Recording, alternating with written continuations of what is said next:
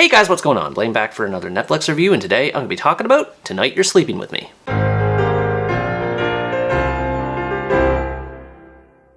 Tonight You're Sleeping With Me is a Polish romantic drama that tells the story of Nina, a journalist who's stuck in a passionless marriage with her husband Maciek, but holds things together for the sake of their kids. One day while arriving at work, she encounters her ex-boyfriend Janek. It turns out that Janek has been hired to work not only at the same company as Nina, but also in the same writing department. The two begin to spend a lot of time with each other in and outside of work, which results in old feelings resurfacing that forces Nina to consider what she truly needs to be happy in life. Aggressively mediocre is the term I think of in terms of how this movie turned out. It's one of the most ordinary love triangle stories that's ever been conceived to film, and while that doesn't necessarily make it bad or negate the good parts that do exist, its lack of originality only adds further to the slow pacing to make it that much more boring. Out of all the three characters, Nina is definitely the most developed, though she isn't developed all that much. I did like that the movie gave her a lot of things to juggle, from being a mom, to a wife, to a worker, to a daughter, to a friend. She wears many hats in the movie, and it's interesting to see how she tries to take care of everything with a smile on her face. She has to balance between maintaining her family and fulfilling her desires, and I like the idea behind this, but the movie doesn't go very far with it. She just feels like another trapped housewife who wants to have her cake and eat it too,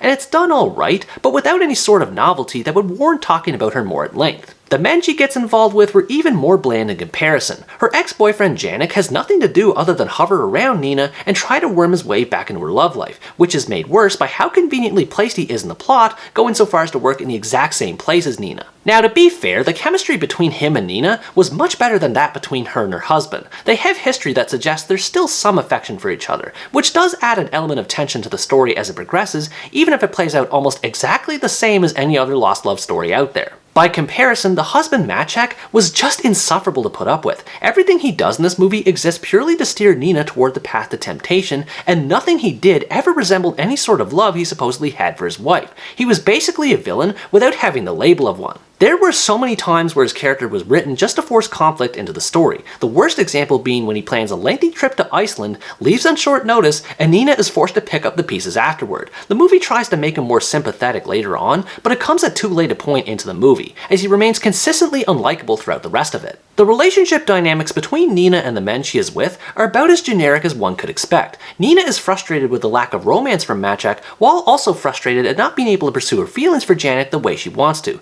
It's the same tired old love triangle story that's been done 1,000 times. What makes this more frustrating is how generic every character is by themselves. Nina is the tired housewife, Maciek is the cold husband, and Janek is the charming love interest. They barely have any sort of backstory or agency outside of the romance, and this only makes everything else in the movie more unremarkable. There are a few things in the movie that distinguish it a little bit, though it doesn't really help it. I was surprised with how fast the movie set up its premise, as Janek suddenly shows up at Nina's work within 3 minutes of the movie starting, and when that happened I was like, whoa, okay. This situation is a bit of a mixed bag. On one hand, I like that the movie didn't waste time in setting things up, but on the other hand, it doesn't allow much room for the characters to grow as individuals by themselves first before moving on to the romance. Occasionally, the movie does feature flashback scenes to give a little bit more context to the history between Nina and Janek. I like these scenes a lot, not just because they add necessary exposition, but they also add to the style of the movie in general. The atmosphere of the movie changes depending on who Nina is situated with. If she's with Maciek, then the movie looks and feels a lot more cold and foreboding, whereas with Janek, everything feels more colorful and almost dreamlike in presentation. The filmmakers did a great job as far as how they used the movie's aesthetics to communicate Nina's passion to Janek and dedication to Maciek. But as good as the visuals can be, they can't save the movie from how it's written and paced. For a large portion of the runtime, it is extremely slow and boring with how everything proceeds. Even when something does happen, it's almost always mundane, like buying medicine for the kids or planning an article for work. I can see how this might also be an aesthetic choice to show how realistic and grounded it can be, especially with the strange lack of music in the movie, but with how stock the characters are, it doesn't exactly help in making the movie more intriguing to watch. The romantic scenes in the movie were the only times where it felt like it was progressing with its story, which makes sense because it is supposed to be a romance, and admittedly they are well filmed and composed. Once again, they do a good job in communicating the degrees of passion between Nina and her husband and ex, and I noticed what seemed like a subtle jab toward 365 days in one scene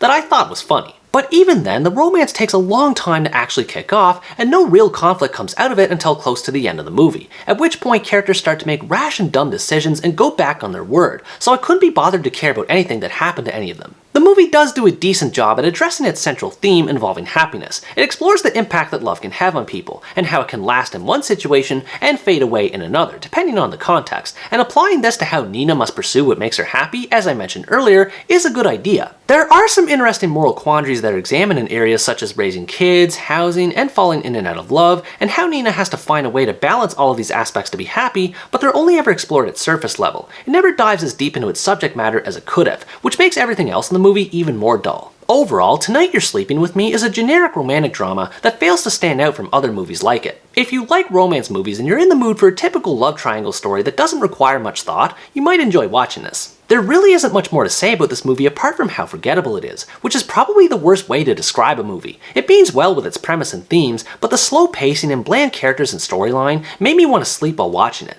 What did you think about this movie? Did you enjoy how it observed the concept of love between multiple characters, or did you find these characters as boring as I did? Let me know in the comments below. Anyways guys, that's going to wrap up my review of Tonight You're Sleeping With Me. Thanks for watching this video, I hope you enjoyed it, and as always stay tuned for the next part, where next time I review the Spanish romantic comedy Love at First Kiss. Bye bye!